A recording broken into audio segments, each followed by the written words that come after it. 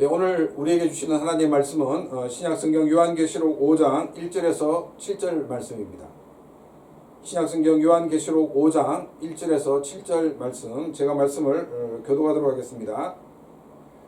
내가 보매 보좌에 앉으신 이의 오른손에 두루마리가 있으니 안팎으로 썩고 7인으로 봉하였더라. 또 보매 힘있는 천사가 큰 음성으로 외치기를 누가 그 두루마리를 펴며 그 인을 떼기에 합당하냐 하나 하늘 위에나 땅 위에나 땅 아래에 능히 그 두루마리를 펴거나 보거나 할 자가 없더라. 그 두루마리를 펴거나 보거나 하기에 합당한 자가 보이지 아니하기로 내가 크게 울었더니 장로 중에 한 사람이 내게 말하되 울지 마라. 유대 지파의 사자 다윗의 뿌리가 이겼으니 그 두루마리와 그 7인을 떼시리라 하더라. 내가 또 보니 보좌와 네 생물과 장로들 사이에 한 어린 양이 서 있는데 일찍이 죽임을 당한 것 같더라. 그에게 7뿔과 7눈이 있으니 이 눈들은 온 땅에 보내심을 받은 하나님의 7영이더라. 그 어린 양이 나와서 보좌에 앉으신 이의 오른손에서 두루마리를 취하시니라. 아멘. 아주 오래전에 미녀와 야수라는 애니메이션이 나왔습니다.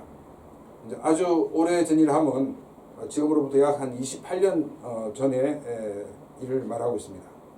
그런데 이 미녀와 야수가 최근에 영화로도 나온 것을 보았습니다. 우리가 내용은 다 알고 있겠지만은 이 야수는 성격이 굉장히 까칠한 그런 왕자였습니다. 그런데 이 왕자가 할머니로 이렇게 변장한 이 마술사에게 까칠하게 대함으로써 마법에 걸려서 야수가 되었습니다. 벨의 아버지가 실수로 야수의 궁전에 가게 되었고 이 아버지를 대신하여 벨이 야수의 궁전에 가게 되었습니다.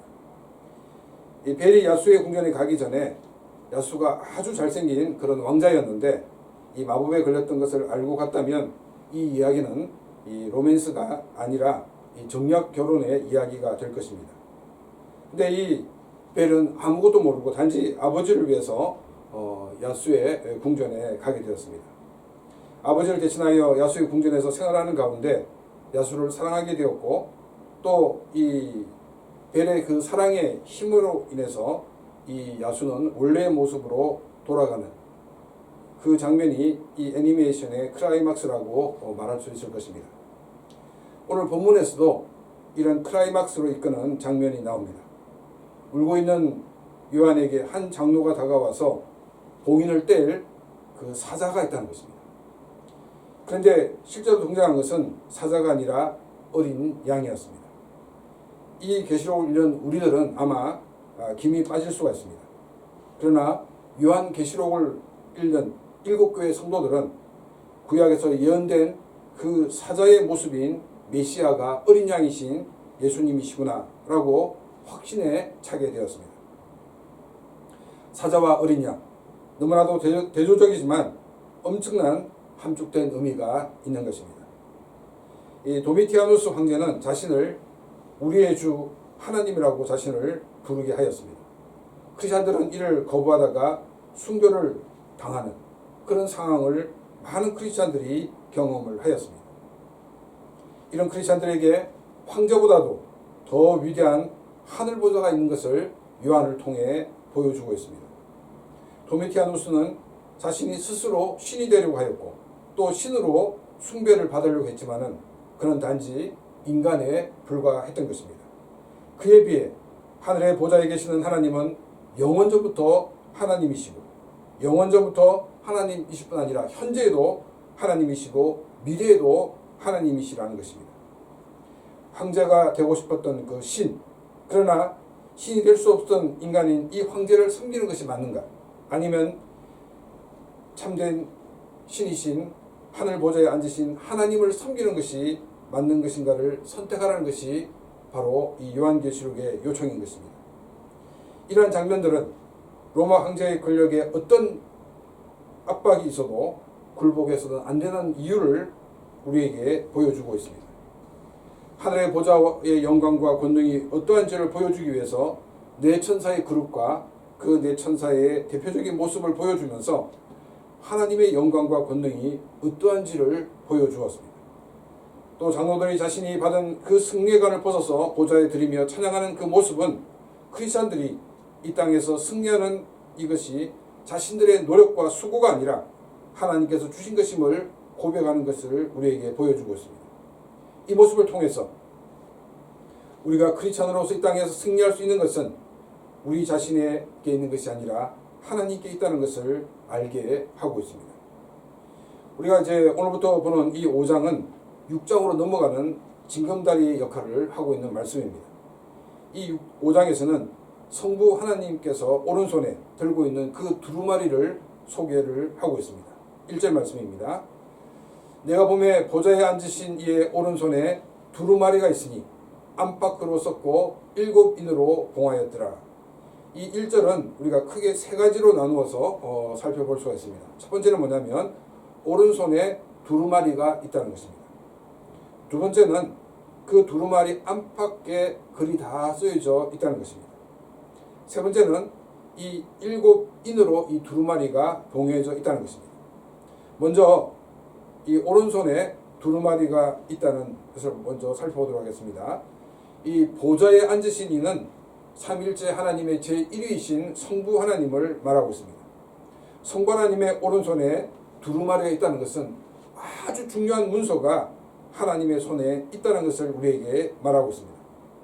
이 요한의 시대에는 지금처럼 종이로 문서를 만들거나 종이로 책을 만드는 것이 아니라 파피루스로 문서를 만들고 책을 만들었습니다. 그리고 지금 우리가 가지고 있는 그런 책의 모양이 아니라 이 두루마리로 말아서 보관을 하였습니다. 이 그림을 보는 것처럼 이렇게 말아서 보관하였습니다. 요한의 시대에만 하더라도 이 책이라면 이렇게 두루마리로 말아서 이렇게 사용했지 지금과 같은 책은 생각도 하지를 못했습니다. 제가 신학을 처음 시작했을 때 이 목사님들이 자신이 얼마나 많은 책을 가지고 계신지 또 책을 많이 가지고 계신 것을 아주 자랑을 하였습니다. 근데 지금은 이 책꽂이에 책이 많이 꽂힌 것으로 자랑할 수가 없습니다. 왜냐하면 이 도서관에 비치할 정도의 그런 엄청난 그런 양의 그 책들이 사실 아주 작은 이 하드에 들어가 있기 때문입니다. 오늘날에는 이 종이로 된 그런 책보다는 전자책으로 그 PDF 파일이나 또 그림 파일로 된 그런 것을 터블렛이나 컴퓨터를 통해서 보고 있습니다. 다시 우리가 본문으로 돌아와서 하나님의 오른손에 두루마리가 있다는 것은 하나님의 손에 아주 중요한 그와 같은 문서가 들려있다는 것입니다. 두 번째로는 뭐냐면 그 두루마리의 안과 밖에 이렇게 글이 가득하다고 기록하고 있습니다. 이 두루마리는 이 파피루스로 만드는 이 두루마리는 특성상 이 안쪽은 글을 쓰기가 굉장히 좋은데 이 뒷면, 이 바깥면은 글을 쓰기가 굉장히 어려웠습니다. 근데 이제 이 파피루스가 굉장히 비쌌기 때문에 이제 쓸 내용이 많다 보면 부득불 뒤에 쓰는 경우도 있었습니다. 근데 이제 바깥쪽에 글을 기록하게 되면 그것은 상품으로서는 가치가 떨어졌다고 합니다. 요한이 본 이 두루마리의 안과 밖에 글이 가득하다는 것은 비용을 아끼기 위해서 결코 이런 모습을 보여준 것은 아닐 것입니다. 왜냐하면 환상으로 보여주고 있는 것이기 때문에 기왕이면 아주 멋있게 좋은 것으로 보여줄 수도 있을 것입니다. 그런데 구태여 이 안과 밖에 글이 가득한 두루마리를 보여준 것은 하나님께서 주시고자 하는 메시지가 있기 때문입니다. 두루마리 안과 또 밖에 글이 가득한 것에 대해서 크게 두 가지로 우리가 설명을 할 수가 있습니다. 첫 번째는 뭐냐면 쓸 내용이 많다는 것입니다. 하나님께서 인간의 역사 가운데 일하시는 하나님의 섭리와 계획이 기록된 것이기 때문에 쓸 내용이 많을 것입니다. 그런데 이것보다도 더 설득력이 있는 것은 두 번째입니다. 두루마리 안과 밖에 글이 가득 써 있다는 것은 더 이상 쓸 곳이 없다는 것입니다. 또 다른 말로 하면 더 이상 첨가할 내용이 없다는 것을 우리에게 알려주기 위함이라는 것입니다. 이 두루마리에 무엇이 기록되는가를 알면은 왜 두 번째가 더 설득력이 있는지 우리는 그 이유를 알 수가 있습니다. 자, 그러면 두루마리에는 무엇이 기록되었을까요? 우리가 정확하게 알 수는 없지만은 4절 말씀을 보게 되면 두루마리에 인을 뗄 존재가 없는 것을 알았을 때 요한은 크게 우는 그와 같은 장면이 나와 있습니다. 요한이 크게 우는 장면을 보면서 이 두루마리 안에는 인간의 구원과 직접적인 관계가 있다는 것을 우리가 알 수가 있습니다. 그런데 그 내용은 다 기록되었기 때문에 더 이상 첨가할 내용이 없다는 것입니다. 이것은 예수님을 통하여 이루어놓으신 우리를 구원해 나가시는 이 모든 것들이 더 이상 새로운 것이 첨가될 내용이 없다는 것을 우리에게 알려주고 있습니다. 이 기록된 것 이외에 어떤 것도 더해서는 안 되는 것입니다. 만일 기록된 것 이상으로 더하면 그것은 이단이 됩니다. 기록된 것에 하나라도 빼면 그것도 역시 이단이 되는 것입니다. 지난주에도 말씀을 드렸지만 기독교는 신앙의 연수를 더해갈수록 감추었던 비밀을 더 알아가는 것이 아닙니다. 목사가 되고 장로가 되었다고 새로운 비밀을 알게 되는 것이 아니란 것입니다. 예수를 믿음으로 구원받고 예수님께 모든 것을 맡기면서 사는 삶, 이것이 신앙의 알파와 오메가, 신앙의 처음이요 마지막이라는 것입니다. 우리는 이런 가장 기본적인 이 진리를 우리의 마음으로 믿어 승리하는 그런 귀한 삶이 되시기를 바랍니다. 세 번째로는 이 두루마리에 7인으로 봉해 있다라고 이야기를 하고 있습니다. 조금 전에 봤던 그림을 다시 한번 보면 여기 두루마리에 7인으로 이렇게 되어 있습니다.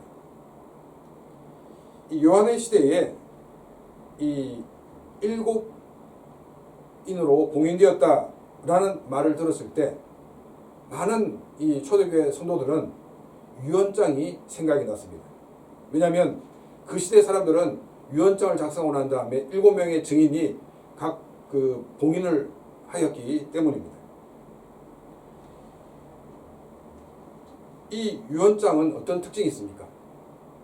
유언장을 작성한 사람이 주고에 열리는 것인데 이 유언장의 특징은 이 봉인이 풀리고 그것이 읽히게 되면 그 내용을 실행해야 된다는 것을 우리에게 알려주고 있습니다. 여러분들에게 이 봉인된 두루마리를 보여주는 것은 뭐냐면 이제 6장부터 이 두루마리에 이 봉인이 하나씩 떼어지는 장면이 나옵니다. 그러면 떼어질 때마다 여러 가지 일들이 있게 되는데 이 봉인이 첫 번째 것이 떼어졌다고 7분의 1의 내용이 공개되는 것이 아니란 것입니다. 두 번째 것이 떼어졌다고 7분의 2의 내용이 공개되는 것이 아니란 것입니다. 이 7개의 인이 다 떨어져야지 이 두루마리에 있는 내용이 공개된다는 것을 기억하기 위해서 이 그림을 보여드렸습니다. 이렇게 그 봉인을 한 것은 이 두루마리를 열 수 있는 자격을 가진 사람만이 이것을 볼 수 있다는 것을 우리에게 말하고 있습니다. 아무리 많은 사람이 있어도 이 봉인을 열 자격을 가진 사람이 없다 그러면 이것을 열어볼 수가 없는 것입니다. 2절 말씀입니다. 또 봄에 힘있는 천사가 큰 음성으로 외치기를 누가 그 두루마리를 펴며 그 인을 떼기에 합당하냐 하나. 한 천사가 온 천하를 울리는 그와 같은 큰 목소리로 누가 이 두루마리의 봉인을 떼서 읽게 할 수 있느냐? 그 자기인 사람이 누구냐? 라고 이렇게 외쳤습니다. 로마 시대의 모든 봉인된 서류는 황제의 손에 들어가면 그 봉인을 뗄 수가 있었습니다. 황제는 법 위에 존재하는 그런 존재였기 때문입니다. 하늘의 보좌에 앉으신 이의 오른손에 들려있는 이 봉인된 두루마리의 봉인을 누가 뗄 수 있느냐는 천사의 말을 들었을 때 사람들은 맨 처음 떠오르는 인물이 누구였냐면 바로 로마의 황제였을 것입니다. 또 어떤 사람은 하늘의 천사들이 열 수 있지 않을까라고 생각하는 사람들도 있었을 것입니다. 3절 말씀입니다. 하늘 위에나 땅 위에나 땅 아래에 능히 그 두루마리를 펴거나 보거나 할 자가 없더라. 이 봉인된 두루마리를 열 사람이 하늘 위, 즉 천사들 가운데서도 없어하는 것입니다. 그리고 두 번째로 땅 위, 이 로마의 황제를 포함해서 당대에 살고 있는 어떤 사람도 이 두루마리를 열 사람이 없다는 것입니다. 세 번째로 땅 아래에 있는 사람, 이것은 이미 죽은 사람들을 얘기하고 있습니다. 이미 죽은 사람들 가운데서도 이 두루마리를 열 자격을 가진 사람이 없다는 것입니다.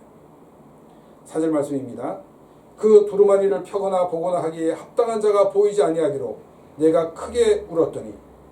요한은 하늘 보좌에 앉으신 이의 오른손에 들린 이 7개의 봉인된 두루마리는 크리스천들과 직접적인 관계가 있다는 것을 직감하였습니다. 이 두루마리의 봉인을 떼고 그 두루마리의 봉인을 읽고 그 내용을 집행하여야지만이 크리스천들이 승리가 주어진다는 것을 알았기 때문입니다. 그런데 이 봉인을 뗄 사람도 없고 봉인을 읽어줄 사람도 없다는 것을 알았을 때 크게 울 수밖에 없었던 것입니다. 우리가 이 말씀을 보게 되면 요한은 이제 관객이 아닌 것을 보게 됩니다. 이 두루마리의 내용이 크리스천들과 관계가 되어 있고 또 자신과도 직접적인 관계가 있다는 것을 알고 계시의 참여자가 되어 있습니다. 우리는 성경을 읽을 때, 성경을 묵상할 때, 그리고 설교를 듣고 있을 때 관객의 입장에 있는 경우가 많이 있습니다. 관객의 입장에 있을 때는 성경을 읽어도, 성경을 묵상해도, 설교를 들어도 그 말씀이 그 사람의 삶을 변화시키지 못하는 것입니다. 성경을 읽으면서 이 말씀이 그 당대의 사람에게 주는 말씀이야 라고 끝난다 그러면 그것은 아무런 의미가 없습니다. 이 말씀은 누가 들어야 되는데, 그래도 그 말씀은 아무런 자기에게 의미가 없다는 것입니다. 우리는 말씀의 참여자가 되어야 됩니다. 그래서 내가 그 말씀을 듣고 반응하고 내가 그 말씀을 따라가는 그런 귀한 삶이 되기를 바랍니다. 5절 말씀입니다. 장로 중에 한 사람이 내게 말하되 울지 말라. 유대지파의 사자 다윗의 뿌리가 이겼으니 그 두루마리와 그 7인을 떼시리라 하더라.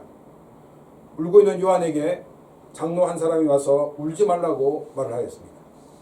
이 장로는 요한에게 유다지파의 사자, 이 사자는 이 라이온을 얘기하고 있습니다. 이 사자인 다윗의 뿌리가 이겼다라고 이야기를 하였습니다. 초대교회 성도들은 구약을 잘 아는 사람들이었습니다. 그래서 이 말씀을 들으면서 구약에서 예언된 메시아가 이기셨다는 것을 쉽게 이해할 수가 있었습니다. 메시아에 대한 예언은 인간이 타락한 직후 창세기 3장 15절부터 시작을 합니다. 그리고 구체적으로 메시아는 아브라함의 후손으로 오실 것이라고 예언되었습니다. 이 메시아에 대한 예언은 계속하여 야곱을 통하여 야곱의 12아들 중에 하나인 유다의 후손을 통해서 인류를 구원할 메시아를 보내주신다고 말씀하셨습니다.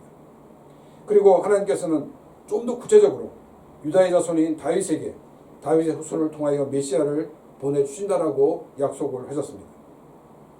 요한계시록을 읽는 7교회 성도들은 바로 이 메시아를 말하고 있다는 것을 알았습니다. 그리고 야곱은 유다지파를 향해서 새끼사자 혹은 암사자 혹은 수사자로 유다지파의 강함을 비유하고 설명하였습니다. 그 비유처럼 7 봉인을 뗄 메시아는 다른 동물들을 이기는 사자와 같이 모든 일에서 승리를 하는 그런 존재라는 것입니다. 하늘 보좌에 앉으신 이의 오른손에 들려있는 7 봉인된 이 두루마리를 읽을 수 있는 사람, 그것은 당대의 최고의 권력자인 로마의 황제도 아니었고 하나님 보좌 곁에서 하나님을 수종 들고 찬양하는 천사들 중에도 없었던 것입니다. 역사상 있었던 어떤 존재도 이 두루마리의 봉인을 뗄 사람도 없었고 또한 뗄 자격을 가진 사람은 아무도 없었던 것을 보게 됩니다. 그런데 그것을 뗄 수 있는 분이 구약에 예언되어 있습니다. 그 예언된 사자가 바로 메시아라는 것입니다. 6절 말씀입니다. 내가 또 보니 보좌와 내 생물과 장로들 사이에 한 어린 양이 서 있는데 일찍이 죽임을 당한 것 같더라. 그에게 7 뿔과 7 눈이 있으니 이 눈들은 온 땅에 보내심을 받은 하나님의 7 영이더라. 6절을 읽은 우리들은 장로를 통해 들은 이 7인을 뗄 것 같은 분에 대해서 기대를 가지고 있었는데 이 6절을 읽는 그 순간 갑자기 기대가 무너져 내리지 않는 그 모습을 우리는 경험하게 됩니다. 왜냐하면 사자와 같은 그런 분이 나타날 것이라고 기대했는데 보좌와 내 생물과 장로들 사이에 나타난 것은 바로 어린 양이 서 있었다는 것입니다. 제가 계속해서 말씀드리지만은 이 요한계시록은 하나님 나라와 또한 요한의 그 시대에서 그 입장에서 봤을 때 앞으로 이루어질 일에 대한 것을 상징으로 보여주고 있는 것이지 실제의 모습이 아니란 것입니다. 만일 요한이 보는 이 모습이 실제적인 모습이라고 그러면 하나님 나라의 그 보좌에 어린 양이 왔다 갔다 할 것입니다. 천국의 보좌에 예수님은 안 보이고 어린 양이 있겠습니까? 이 어린 양은 예수님을 상징하는 것입니다. 요한계시록을 읽으면서 이런 환상은 어떤 메시지를 주고 있는 것인가? 이것을 찾는 것이 우리에게 중요한 과제가 되어야 하는 것입니다. 우리에게 설명하고 있는 그대로 우리가 그 그림 그대로를 이해하면 안 된다는 것입니다. 요한에 보여주고 있는 것은 상징입니다. 이 환상을 통해 크리스천들에게 하나님께서는 메시지를 주고 계시는 것입니다. 우리가 이것을 찾고 그 뜻을 우리의 삶 속에 적용시켜 나가는 그런 귀한 삶이 되기를 바랍니다. 요한계시록을 처음 살펴볼 때 말씀을 드렸지만 요한은 지금 밤모섬에 있는 감옥에 갇혀있는 입장입니다. 제목은 당대의 많은 크리스천들이 받았던 제목처럼 로마의 민심과 풍습을 어지럽힌다는 것이었을 것입니다. 이 서신이 밤모섬을 벗어나 일곱 교회 성도들 손에 들어가게 하기 위해서는 맨 먼저 이 간수들의 검열에 통과를 해야 합니다. 검열을 하는 이 간수들이 이 요한계시록을 읽어 내려가다가 이 6절 말씀을 읽으면서 아마 빵 터졌을 것입니다. 무시무시한 사자가 나올 줄 알았는데 어린 양이 나오고 그것도 죽임을 당한 것 같은 그런 어린 양이었기 때문입니다. 그래서 이 묵시록은 검열에 걸리지 않고 일곱 교회에 무사히 전달될 수가 있었습니다. 간수들과는 다르게 이 글을 읽고 있는 크리스천들은 이 어린 양이 예수 그리스도이시고 구약에서 예언된 그 메시아가 십자가에서 죽으시고 부활하신 그 예수 그리스도와 동일한 인물이라는 것을 그들은 알 수가 있었습니다. 일곱 봉인을 떼고 그 두루마리를 읽고 집행할 수 있는 존재, 그분이 바로 예수 그리스도밖에 없다는 것을 그들은 알게 되었습니다. 당대 최고의 권력을 가진 로마의 황제도 뗄 수 없는 그 봉인을 뗄 수 있는 분이 우리를 위해 십자가에 죽으시고 부활하신 예수 그리스도이시라는 것을 우리에게 알려주고 있습니다. 로마의 황제가 역사의 주권자가 아니라 예수 그리스도가 역사의 주권자이신 것을 우리에게 말하고 있습니다. 여러분 자신이 생각할 때 최고의 권력은 무엇입니까?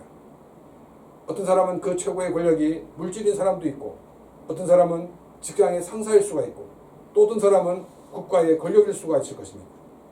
내가 생각하는 그 최고의 권력, 최고의 힘을 의지해서는 안 된다는 것입니다.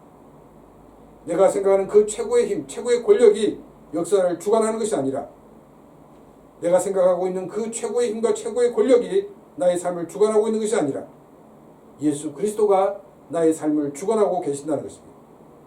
여러분, 크리스찬에게 승리하는 삶은 무엇입니까?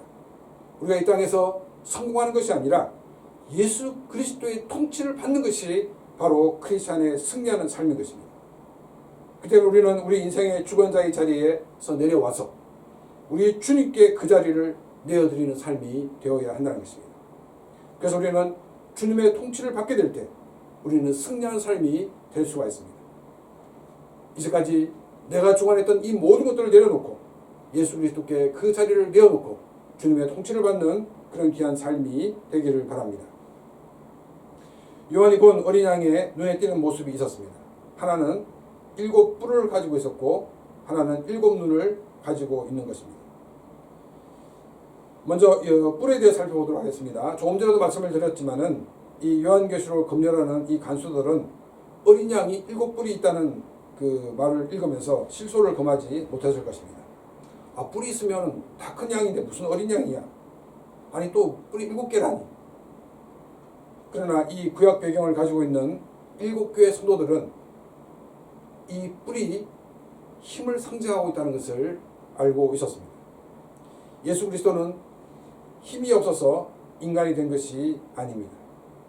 예수님은 힘이 없어서 십자가형을 받으신 것이 아닌 것입니다. 예수님은 하나님이셨지만 우리를 구원하기 위하여 스스로 인간이 되었습니다. 예수님은 유대인의 관원들과 로마의 관원들을 대항할 힘이 없어서 십자가형을 받으신 것이 아닙니다. 예수님은 삼위일체 하나님께서 인간이 타락한 후에 인간을 구원하시기 위해 세워놓으신 그 계획을 성취하시기 위해서 스스로 인간이 되셨고 스스로 십자가형을 받으셨던 것입니다. 삼위일체 하나님의 제2위이신 예수 그리스도는 자신의 힘을 우리 인류를 구원하는 데 사용하셨습니다. 그리고 예수님은 죽음에서 부활하셨고 하나님 보좌 우편에 앉아 계십니다. 예수님은 이제 하나님으로서 자신의 힘을 하나님 백성을 지키시고 보호하시는 데 사용하고 계십니다. 보좌 앞에 장로들이 승리의 관을 벗어서 보좌 앞에 드리는 것은 자신이 얻은 승리는 자신의 힘과 자신의 능력이 아니라 하나님의 힘과 하나님의 승리였기 때문입니다. 우리에게 승리를 주시는, 우리에게 힘이 되시는 주님께 우리 자신의 모든 것을 맡기는 그런 귀한 삶이 되기를 바랍니다. 이 어린 양의 두 번째 특징은 7눈이 있다는 것입니다. 이 7눈에 대해서는 곧이어 설명을 하고 있습니다. 이 눈들은 온 땅에 보내심을 받은 하나님의 7영이라. 이 하나님의 7영은 그 삼위일체 하나님의 제3위 되시는 성령님이라고 제가 계시록 1장 4절을 설교할 때 말씀을 드렸습니다. 7눈이 이 어린 양에게 있는 것은 예수 그리스도의 편재하심, 예수 그리스도의 편만하심을 설명을 하고 있습니다. 이 편재와 편만이라는 말은 무슨 말이냐면 어디에나 계신다는 것입니다. 우리가 하나님만 가지고 있는 특성을 뭐라고 얘기하냐면 그 비공유적 속성이라고 얘기합니다. 하나님만 가지고 있는 이 비공유적 속성 가운데 시간적인 그 면에 대해서는 이 하나님의 영원성이라고 이야기를 합니다. 그리고 하나님이 가지고 계신 이 비공유적 속성 가운데 지적인 면에 대해서는 하나님은 모든 것을 알고 계시는 전지하신 하나님이다. 그래서 전지성을 이야기를 하고 있습니다. 그리고 하나님의 비공유적 속성 가운데 능력적인 면에서는 하나님은 모든 것을 할 수 있다는 전능성을 이야기를 하고 있습니다. 그리고 하나님의 그 비공유적 속성 가운데 공간적인 면, 하나님의 편만성, 하나님의 편재성이라고 얘기합니다. 하나님은 어디에나 계시는 분이시라는 것입니다. 자, 그러면 우리가 성부 하나님과 성령 하나님은 영이시기 때문에 우리는 이 편재성과 편만성에 대해서 쉽게 우리가 받아들일 수가 있습니다. 그런데 예수님은 이 편만성에 대해서 우리가 이야기가 쉽지 않습니다. 왜냐하면 예수님은 참 하나님이시면서 참 사람이시기 때문입니다. 예수님이 참 하나님의 면에서 생각만 해볼 때는 이 편재성에 대해서 그렇게 크게 어려움이 없습니다. 그런데 예수님은 참 인간이시라는 것입니다. 인간이라면 육체를 가지고 계십니다. 이 육체는 동시에 어디에나 존재할 수가 없다는 것입니다. 또 어떤 분은 이 분신술이다 이렇게 얘기하는 분도 있는데 이 분신술 역시도 그것은 다 이 허상입니다. 예수님은 인간이시기 때문에 육체를 가지고 계시고 육체를 가진 존재가 어디에나 존재하는 것은 그것은 인간이 아니라는 것입니다. 그러니까 이 어린 양에게 7눈이 있는 것은 예수님은 성령을 통해서 온 땅에 그리고 온 우주에 편만하시다는 것을 우리에게 말하고 있는 것입니다. 예수님은 하나님 보좌에만 계신 것이 아니라 성령을 통해 온 땅과 온 우주에 어디에나 계십니다. 우리가 우주선을 타고 지구 밖으로 나가도 성자 예수님은 거기에 계십니다. 그리고 우리가 잠수함을 타고 바다 깊은 곳에 가도 예수님은 거기에 계십니다. 예수님은 하늘 보좌에 멀리 계신 분이 아니라 성령을 통해서 나와 함께 하시고 나의 삶 속에서 역사하시는 분이십니다. 힘들고 어려운 일이 있을 때 혼자서 고민하면서 눈물로 세월을 보내지 말기를 바랍니다. 고민한다고 그 문제가 해결되는 것이 아닙니다. 히브리서 2장 18절 말씀입니다. 그가 시험을 받아 고난을 당하였은즉 시험 받는 자들을 능히 도우실 수 있느니라. 우리가 이제 그 정치인들 가운데 그 금수저 출신의 정치인들이 있습니다. 이 사람들을 보면 전혀 이 서민들의 정서를 이해하지 못하고 있구나 하는 생각이 듭니다. 근데 이 사람들이 선거철이 되면 이 서민 코스프레를 하고 있습니다. 근데 그걸 보는 많은 서민들은 쇼를 하고 있구나 이렇게 생각을 합니다. 하나님께서는 모든 것을 알고 계시는 분이시지만 그러나 우리가 피조물된 입장에서 창조주 하나님께서 피조물된 인간을 그 상황을 어떻게 이해할 수 있는가라고 우리가 생각을 할 수도 있을 것입니다. 근데 성경은 뭐라고 얘기하냐면 창조주이신 하나님이 직접 인간이 되셨고 인간이 당하는 모든 고난을 당해보셨기 때문에 어려움을 당하는 사람들의 입장과 상황과 환경과 처지를 이해하고 계시다는 것입니다. 그렇기 때문에 우리가 예수님께 도움을 요청하기만 하면 언제든지 우리를 도와주실 수 있다라고 말씀을 하고 계십니다.